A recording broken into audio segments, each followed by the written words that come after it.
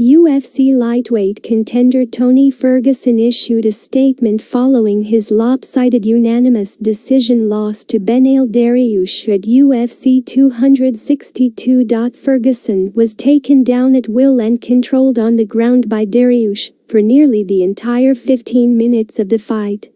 At age 37, El-Quqai appears to have lost a serious step in his MMA game.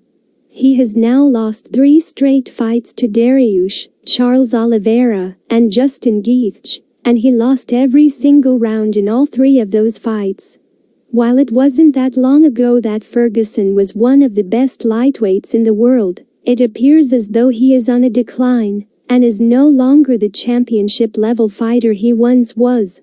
Taking to his social media following his UFC 262 loss to Dariush, Ferguson issued the following reaction to what was his 3rd straight lopsided loss inside the octagon. Following this loss to Dariush, it's difficult to say what is next for El-Quqai.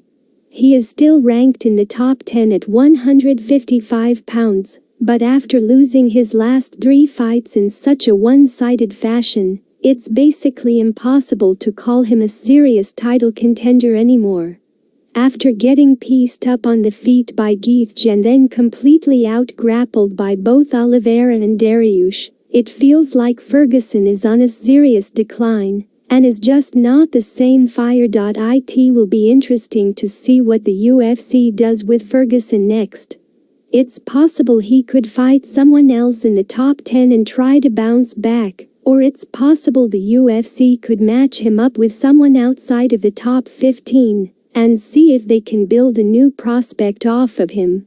Otherwise, there is always the chance that the UFC could release Ferguson, too. What do you think is next for Tony Ferguson, after losing to Beneil Dariush at UFC 262?